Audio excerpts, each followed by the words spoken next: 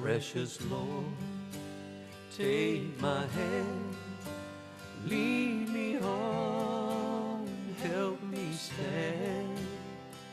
I am tired, I am weak, and I am worn.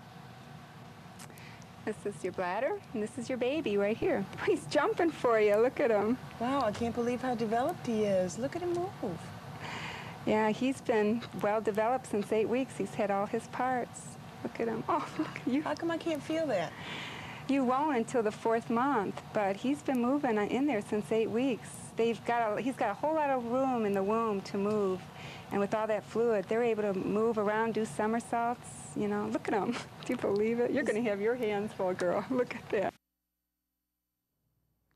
Hello, everyone. Welcome to Love Them Both. This is a unique talk show on issues such as abortion, the sacredness of human life, issues like abstinence education, human trafficking, the radical feminist agenda, the homosexual agenda, pornography, whatever moral kind of issue it is, we will discuss it. These are the kind of issues that the media is silent about, the educational system is basically silent about. So this is an important type of educational information. It's really one that both adults and children should listen to. Adults, parents can explain things in an age-appropriate manner to your children. The reason the media is silent about these kind of issues is because the underlying controversy is really about moral absolutes. That's why we always try to have on the show here the plaque of the 10 Commandments behind me. The moral absolutes, God's moral law or moral absolutes, are expressed in summarized in the principles of the 10 Commandments. These are invisible, living laws that if we break them, they will break us. The reason that public broadcasting, secular media, really doesn't solve the problem, is not able to bring you the real solutions to problem, is because it omits the dynamics of moral absolutes. The principles of the 10 Commandments, the moral law, provides a roadmap or a template for the kind of character development that enables people to be high and produces people who can be high on life.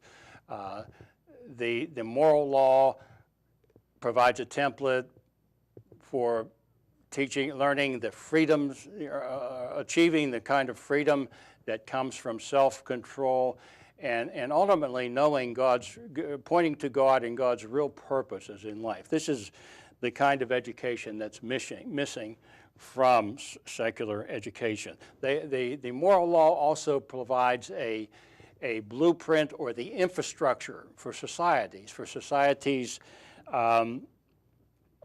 institutions that will support and make a great nation. I see today that, as I said earlier, that the media deals with symptoms. There are many people in the liberal communities who, on the left, what we call the left, who are concerned about certain human rights problems, but they're always treating as symptoms and never really come to the heart of the matter. So that's the underlying issue. This is why people need our show. The moral law provides the dynamics for both the missing dynamics that people need to understand about their own character development and the templates or the social institutions we need to be formed in our own society. As the Bible said, righteousness exalts a nation, and sin is a reproach. But sin is a reproach of any people. Here in this righteousness in the Bible refers to doing what's right, and that means following God's commandments. And sin, of course, is the breaking, the transgression of those laws. So adults and children both have a reason to watch our show and come to understand the underlying moral law, both in their own character development and in the creation of operation of our own social institutions. We also provide not just educational information, but practical information. If you are pregnant and scared, we have various helplines on this phones on the show for real problems. If you are pregnant and scared with an unplanned pregnancy, or just pregnant and scared, or if you're suffering the pain of an abortion, keep a pen handy and watch. Copy down the helpline through which you can find a counselor in your area. If you know of victims of human trafficking, human slavery, we also will be showing during the show at the bottom of the screen a trafficking hotline to Department of Health and Human Services, a confidential hotline where you can, if you are a victim, you can obtain help and a way out of slavery, and if you have evidence of knowing a victim, you may also receive some guidance from them as to what to do. But you have to have a significant amount of evidence in order for them to act. But so with that, introduce our show. I'm going to we'll ask you to watch this following important educational message, and we'll be right back and introduce today's topic and today's guests. I'm wondering what you'll be when you grow up, what you'll do and where you'll go. On this road you'll travel far. There's one thing that you can know for sure. Your daddy's here and will love you. Caring and protecting daddy's girl is what I'll do. When your childhood is all through, when you leave and live out on your own, your daddy's here and will love you. Caring and protecting daddy's girl is what I'll do. Pornography is not victimless. Real men defend women and children, no matter whose daughters they are. Become a defender today. Welcome back, everyone. To love them both. The topic today, I've titled this show, Women in Combat.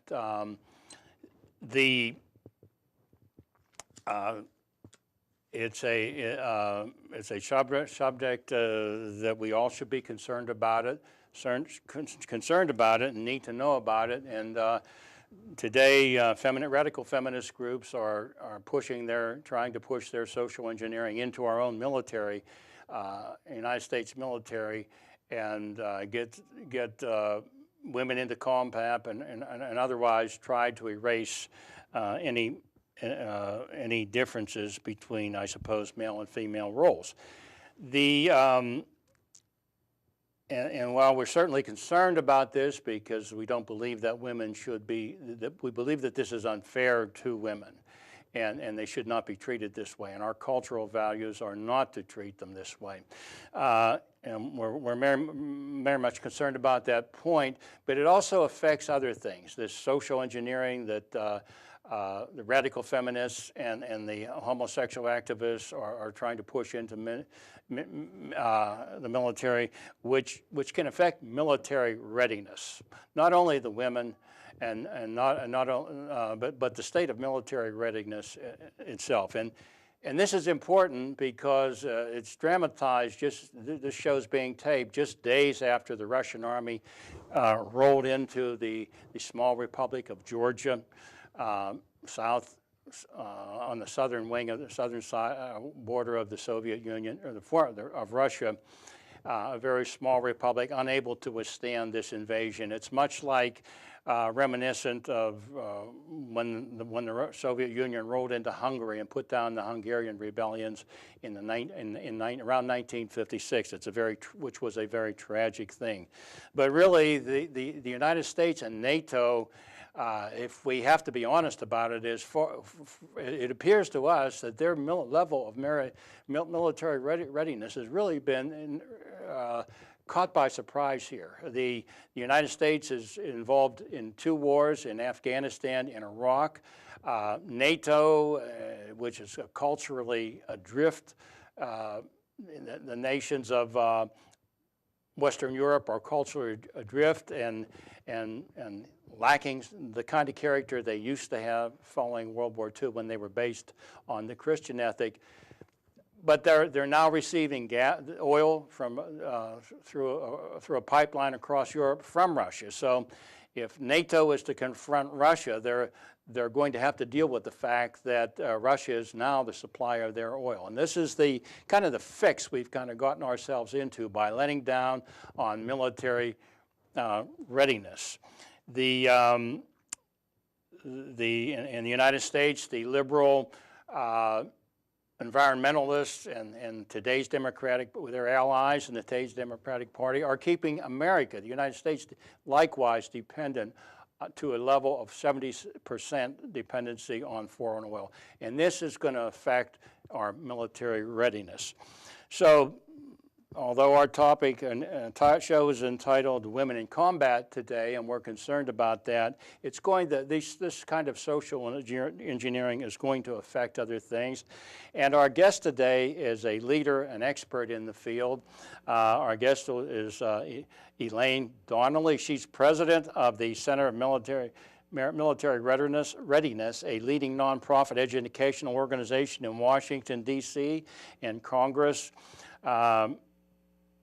For a sound military personnel policies in the armed forces.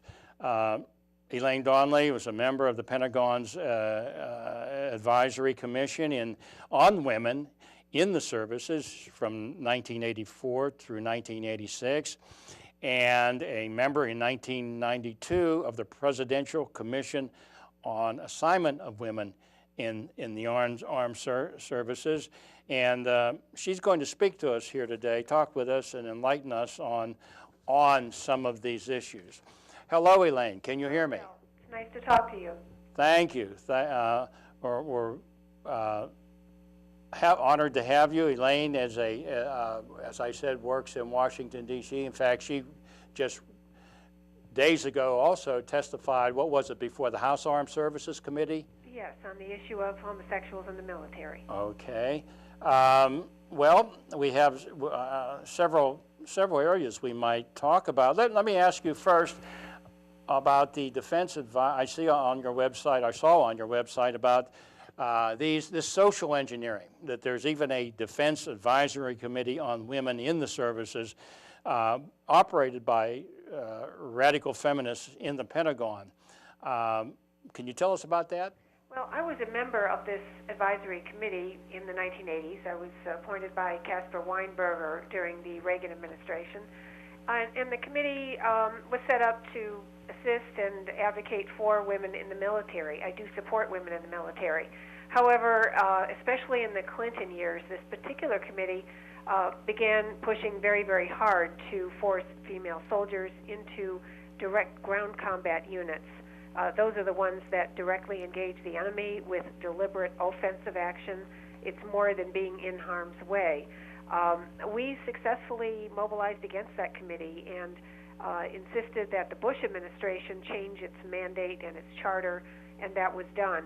However, I'm very concerned because even in the Bush administration, the advocates of women being in or near close combat have gained a lot of ground. The rules now are, there's very few regulations remaining that exempt women from direct ground combat. By that I mean the infantry, armor, special operations forces, and the like. But even those rules, minimal rules, are being violated by the Department of the Army. This is not fair to the women, it's not fair to the men, it certainly complicates missions. Anytime you complicate anything military, you make it harder.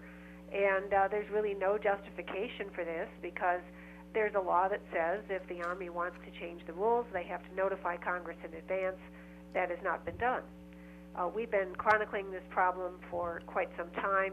I formed the Center for Military Readiness shortly after my term on the Presidential Commission that studied the issue of women in combat for a full year. So it's been 15 years. Our website is www.cmrlink.org, and I have a number of articles there about the situation with women in or near land combat, and also the issue of homosexuals in the military, which is also gaining a lot of ground. Well, yes. Now, how many? Okay, let's. Well, let me ask you this. I saw on your website an article of women who have been killed in the war on terror. Can you tell us how many women have been killed in Afghanistan, Iraq, and Kuwait? Total, as of now, 98. All right. We are going to hit that 100 number, I fear, sooner rather than later. A lot of people may be surprised by that, but these deaths have occurred on a regular basis for the same reasons that they do with men. By contrast, in all of the Vietnam War, there were, I think, 15 women who were killed. Same thing in the first Persian Gulf War. Most of them hit by a Scud attack. What we're seeing now is unprecedented.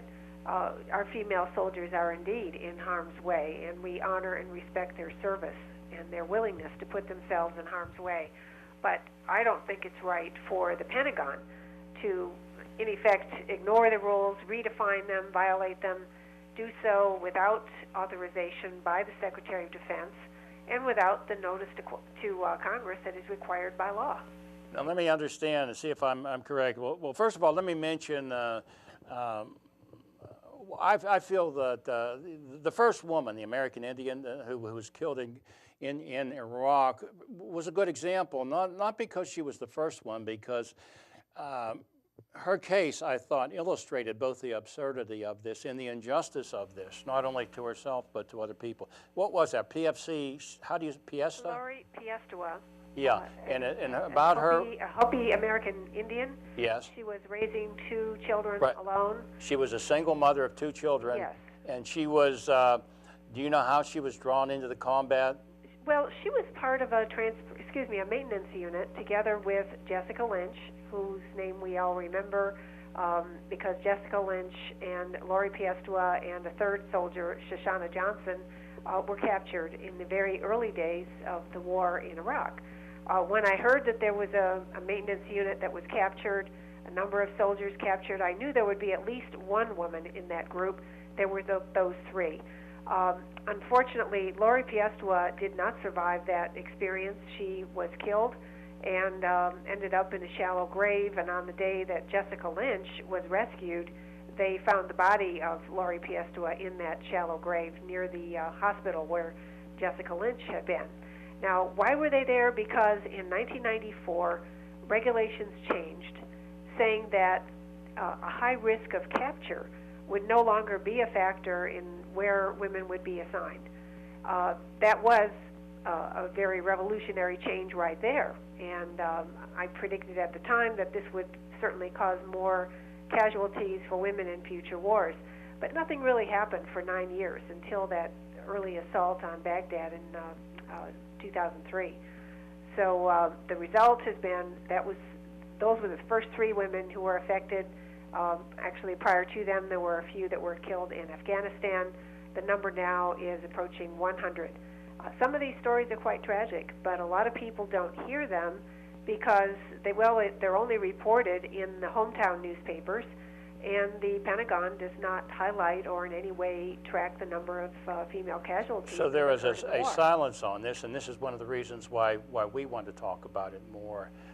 One of the things about Lori Piesta was that she left, as a single mother, she left 2 children now orphaned. Young children. Yes, we have to ask, logically, you have to ask, where was she serving her? I would ask, where really was she needed most in service to the country? Well, she was in a unit in which there was a high risk of capture, but that was not an illegal position. that was open to female soldiers in 1994. But the consequences of it, again, her family and others, families of Jessica Lynch and Shoshana Johnson, many of these families have said, but I didn't know that my daughter would be that close to the front line. Well, people who are considering military service for their sons or daughters, talking about these things over the kitchen table, they should know that the rules have changed. Everyone is in harm's way. Everyone is in danger. But they should also know that the remaining exemptions that women have from being ordered, and I say ordered, not just permitted or allowed, but ordered in or near direct ground combat, those rules are not being honored by the Department of the Army. I think that's troubling, because you count on officials who are going to direct where your son or daughter goes in time of war. You trust that they're going to follow regulation at a minimum, but that's not happening, and I find that very troubling. Well, it is, and it sounds like part of the pattern of public officials no longer, abandoning principles of what's right, doing what's right, integrity, and things of these moral failures on their part. What was I going to say? Now, Lori Piestro left 2 young children orphaned. Was that really the best way for her to serve her country? I'm posing this question. I would not judge that. I honor and respect her memory. Well, I do too. I'm not criticizing. I do think, let's look at this in a broader sense. The National Guard, for instance, brings into the National Guard enlistees who are mothers with more than one child, and dual service couples where there are more than one child, with both parents being deployable. Now, is this really the right thing for the National Guard to do? I would say no, because you see, National Guard units used to operate pretty much within the states. They were rarely mobilized overseas. That has not been the case for a number of years now. The National Guard is deployable. They are part of a combat force in Iraq. Yes. So now we have single moms being drawn into the National Guard by an array of very generous benefits: medical, housing, education. All of these things are very, very attractive to single moms, especially mothers of kids who have health problems, because the medical benefits are part of that commitment. But I call this Rumpelstiltskin recruiting, because the trade-off for accepting these benefits is long separations from your own children or child, even if you're a single mother. Now, this is something, again, that everybody who is considering military service they need to think this through, because children are resilient, yes, but they are also very dependent on their mothers. They need to bond with their mothers. Certainly. The separation that occurs is harmful to both mother and child. Yes, it is difficult for fathers as well, but the bond between mother and child is something that we disregard at great risk. Well, what I want to say about this, her death, when I asked the question, was this really the best way for her to be serving her country? I in no way mean that to devalue her service. I mean this as a criticism of the people who are running the show, or the commanders and those who are running the Army.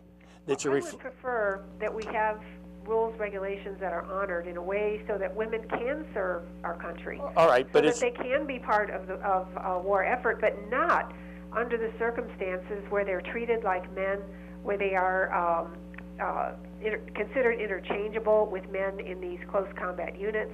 I think to pretend that sexuality and motherhood doesn't matter, it doesn't make any difference who does the soldiering and who does the mothering, that kind of an attitude, I think, is very serious. Yes, and this is, as I understand it, that this use of women to have women enlist in the voluntary army is motivated in part, at least, by the shortage of people to staff the Army, the shortage of men to coming in and fill those positions. Is that what they usually say? Well, we've asked repeatedly, if you have a shortage of men, show us where and how and why. How many are you short? We're only talking about the tip of the spear unit, so most of the positions are indeed open to women in the military, where we're talking about close combat, direct ground combat.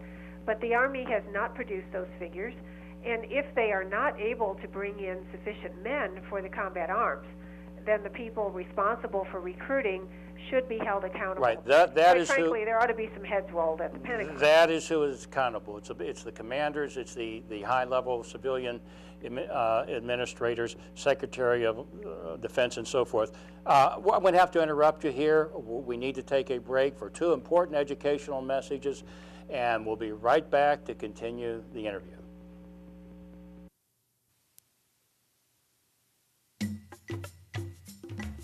We glory in the freedom of having a choice.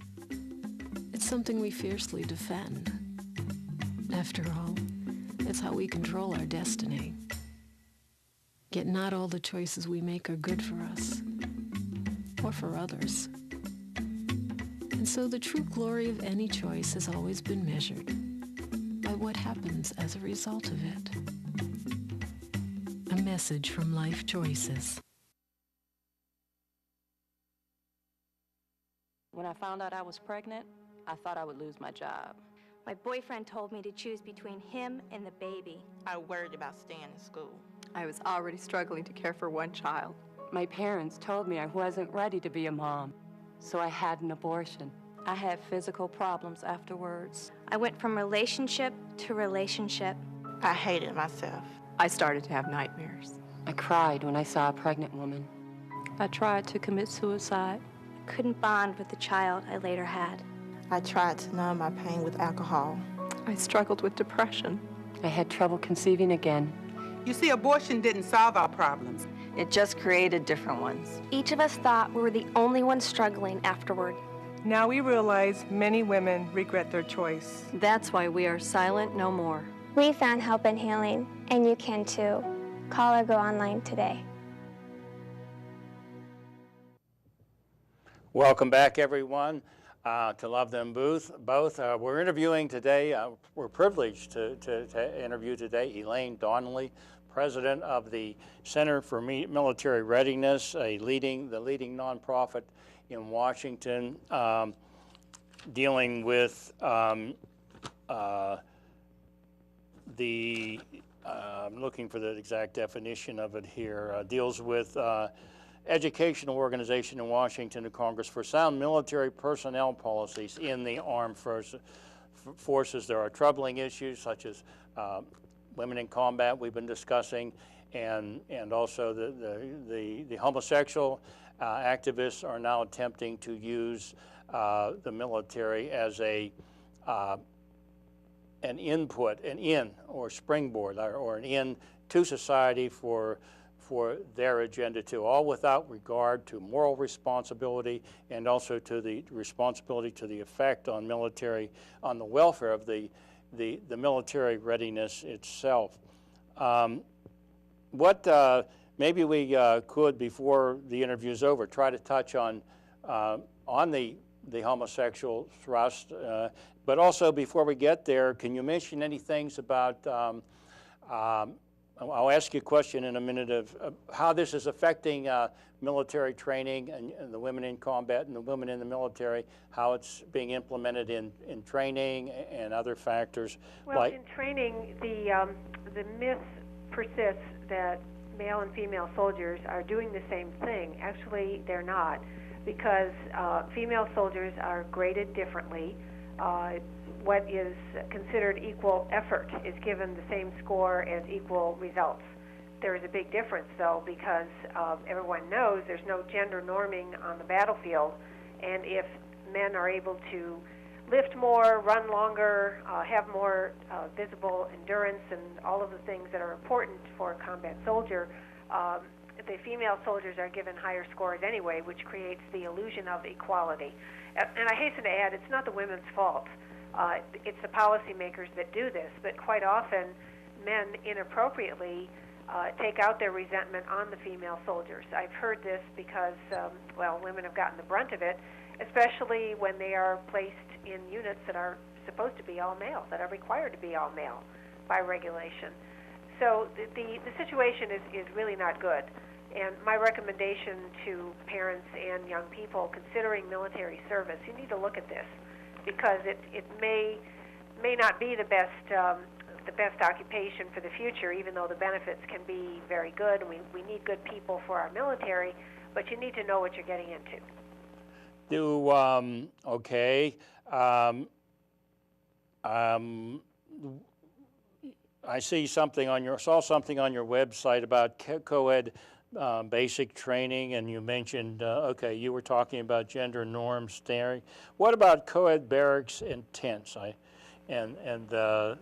What can we say about that? Well, the existence of co-ed tents, men and women being housed in small tents together with little or no separation, this began going back to the Bosnia engagement in the Clinton administration, and prior to that in Haiti. But the female officers, the warrant officers and non-commissioned officers, put an end to it because they knew it was causing problems for the women as well as the men.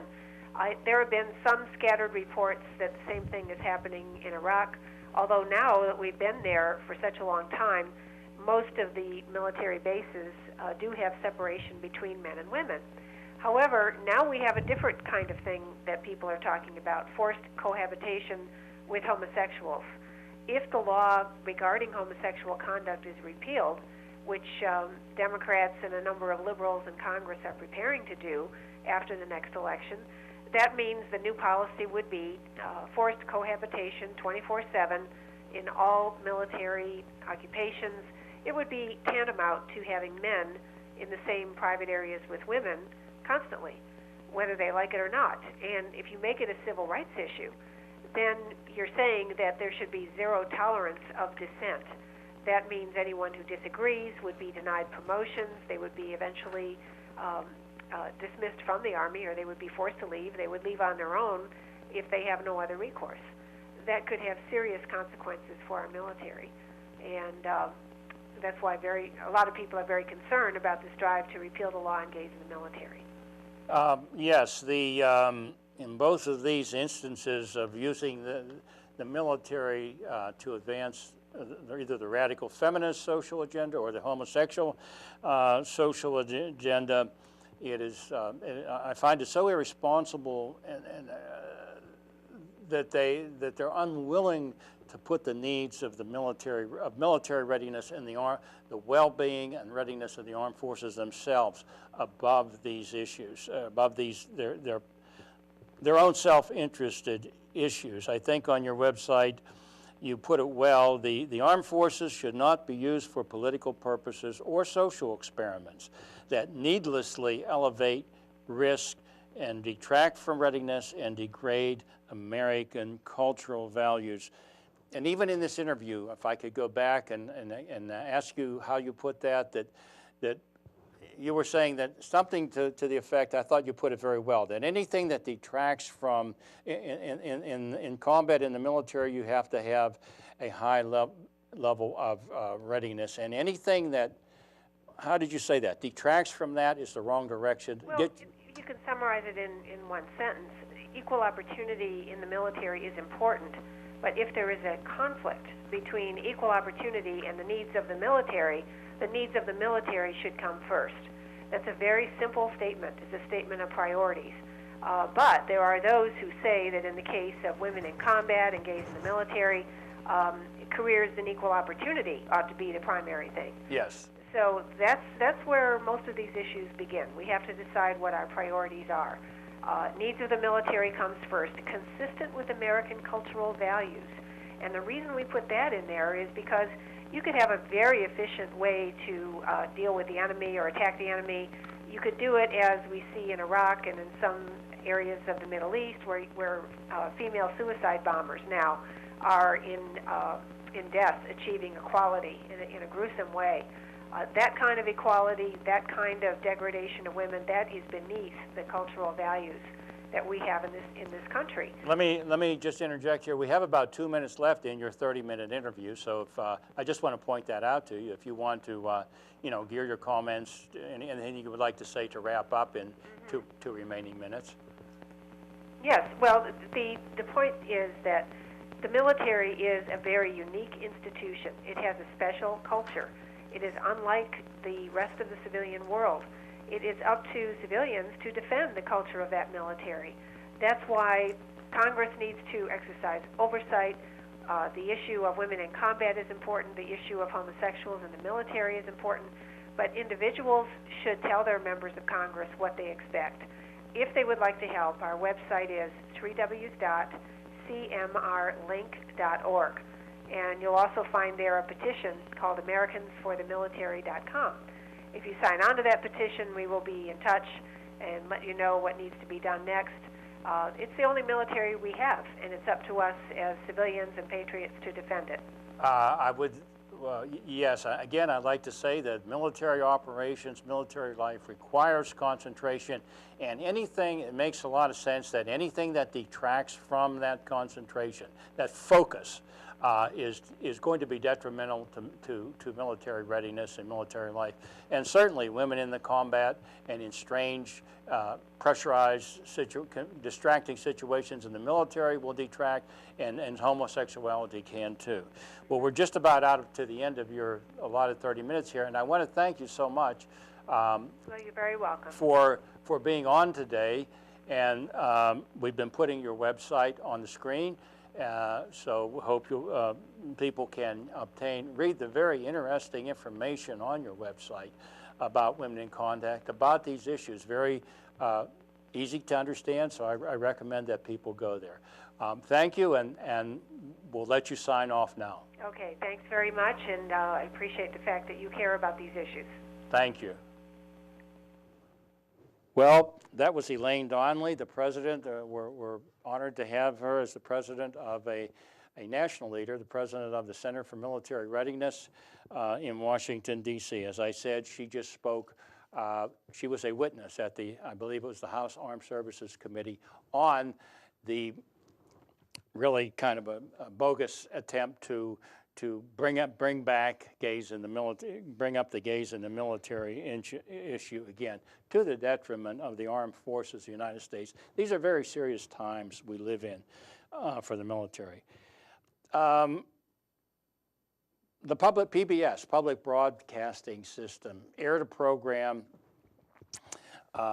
produced by Point of View on WQED.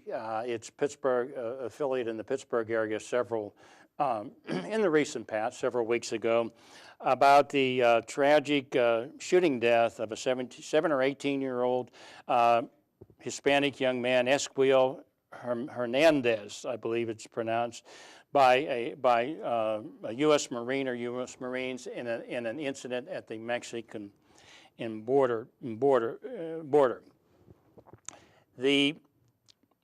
Before I relate this short story to you, I want to make a point. Here we are fighting with the United States, or any country, but let's say the United States is the case in point. It's often been said that we are too strong to be conquered from without, so that if we do fall as a nation, it will be from within. And we do have, and so some of the left-wing political dissent can be very destructive to the moral absolutes that are needed to form the infrastructure for the social institutions of society, produce future generations that can carry on the society in a constructive way, so that there won't be fatherless households or gangs and rampant crime, youth crime, like we see daily in the news now. This is a failure. This is a result of liberal social policies of the last 40 or so years. But what even more nervous than that, I'm made even more nervous than that, and I always have been, even since the time of the Vietnam War, when people would protest on college campuses against the ROTC, the Reserve Officers Training Corps recruit, or directly against the military. I just instinctively tend to feel that the military is attacking the military directly, in my opinion, is tantamount to trying to overthrow the United States government. Of course, that's against the law. That's one thing that is against the law. But it's just how I view these direct attacks on the military, because the military is the last bulwark for national defense. And so any program that tries to undermine or protest or directly attack the military really is of concern to me. I feel, in my opinion, it's tantamount to trying to overthrow the military. The United States military is tantamount, in my view, almost to trying to overthrow the government itself, because it is the last line of defense. Well, in this PBS program, POV, point of view program, it aired about the tragic shooting death of Ezekiel Hernandez.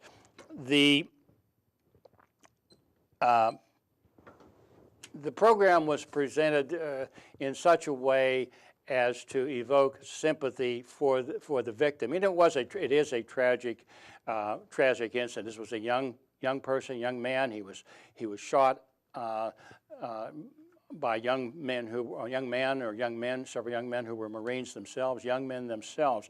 And in the end, the program tended to minimize the Rio Grande as a legitimate international border, trying to change the fact that somehow blur the fact that because people have relatives on both sides of the border, that it shouldn't really be a national border. But we have clear-cut borders up in Canada where you have to go through checkpoints each time and so forth. So that's a bogus, a propagandist type argument. After raising a great deal of sympathy for Ezekiel Hernandez, which he certainly deserves, the local people there impaneled a grand jury to try and try these U.S. Marines, and throughout the show, the point of view of the producer of the show was sympathy for the victim of this unintentional of the shooting, and the enemy, the villain was the Marines. I believe it was in this case. I don't think it was the National Guard. I'm calling it the Marines. But my point is, the grand jury, all of the people, the people in that area, overwhelmingly and wisely, the grand jury did not indict these three servicemen, because they said correctly that while it's a tragedy that this young man was shot in this incident and lost his life, these are also young men that they wanted that point of view and wanted to put on trial and turn people against the United States military. Here again, in my opinion, these direct attacks on the United States military are tantamount to wanting to overthrow the government of the United States itself, more than in other ways of political dissent. Well, fortunately, the grand jury realized that, and they recognized that these young men are making sacrifices in other parts of the world for our sake, and so they did not indict them.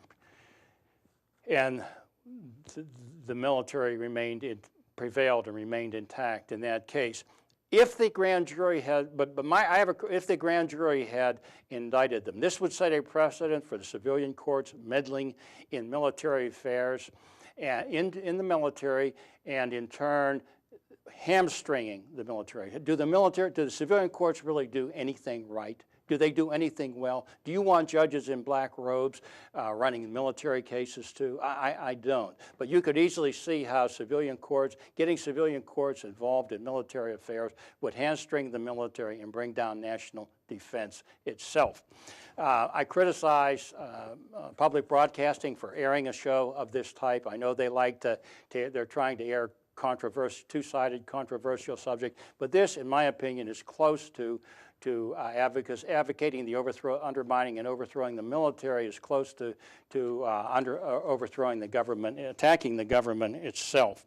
And I do not think public broadcast, I think we should, because of things like this, I think we should support the removal of any public funding. The public broadcasting should not get taxpayer money to present programs like this. And should not, in fact, have public funding. Now, the news media in general, public broadcasting in particular, I've noticed has had a lot of these very serious-minded, two-sided issue very serious issue programs, but they never really get at the heart of the matter. And it comes back to the liberal point of view from which they see things. I haven't been able to find shows on public broadcasting about being in the right, as in the sense of righteousness. I haven't found shows in there, been able to find shows on there about doing what's morally right and addressing the dynamics of the moral absolutes that we address on this show. Remember, these moral absolutes provide the infrastructure of a healthy society. And without this, without knowing how the underlying workings of things, these invisible moral absolutes, these living laws which affect our own character development, as well as the health of our own social institutions and their ability to socialize a healthy next generation, you don't understand. These liberal networks like liberally oriented networks like PBS and other ones and producers don't understand the real dynamics of what's causing the problem. So they may present two-sided controversial shows, but they never get at the solution because they never want to talk about what's morally right. And you can learn that on this show. We try. We hope we'll get better at it. And I would like to point that out. Some of the very serious issues here. Likewise, again, I recommend, I feel the public broadcasting should not receive any public funding. And you can let you may let your congressman in Washington know that if you share that opinion too. One closing item was the case of, it was called Boudin and Bush versus Bush in the United States Supreme Court about whether the Guantanamo detainees should be able to have a writ of habeas corpus, that is, be able to appeal to civilian courts. And the court narrowly, 5-4, decided with Justice Kennedy erroneously siding with the liberals on the Supreme Court to say that, yes, in this case, the foreigner detainees on foreign soil could have access to civilian courts or could apply for writ of habeas corpus, access to a civilian court. Here again, the reason why this was a bad decision and why it's important to change it is the same as what I was talking about. That the involvement in the civilian courts in the military affairs lays the foundation for civilian courts to meddle in military affairs. And if you watch how the civilian courts operate, they're not very decisive. They're not very good. Many times, much of the times, these often, these people with being little more than qualified for what they do than people wearing black robes, honestly. They could hamstring the military and military readiness and bring down and hamstring national defense, making the United States vulnerable to foreign enemies, including terrorists. So these are important issues to understand and get on the right side of them. I see we're just about out of time now, so I want to thank you for watching. I hope you've had a pen and been taking down our numbers for the trafficking hotline, for the pregnancy helpline. And if you know someone who has an unplanned pregnancy, you can help them contact a counselor in your area through that nationwide pregnancy hotline. So we're continuing to making shows. Thank you for watching, and we'll see you next time.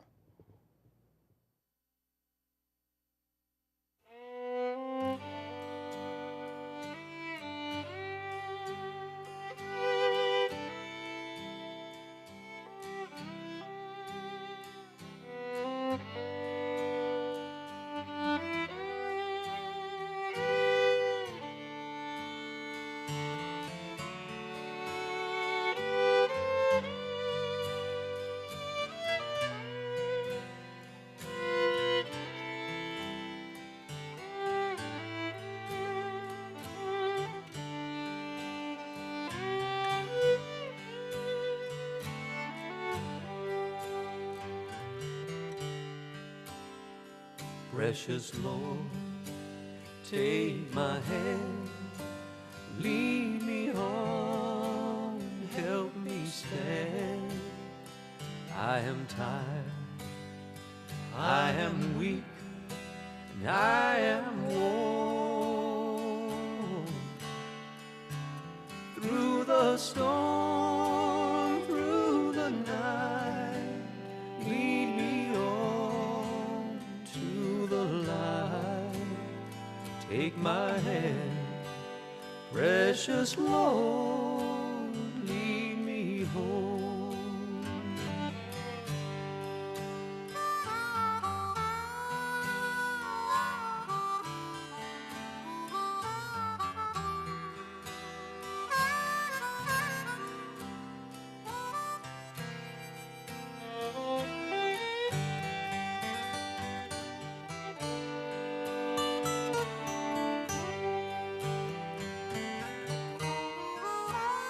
When my way grows drear, precious Lord, linger near. When my life is almost gone, hear my cry, hear my call, hold my hand lest I fall. Take my hand, precious Lord, lead me home. Take my hand,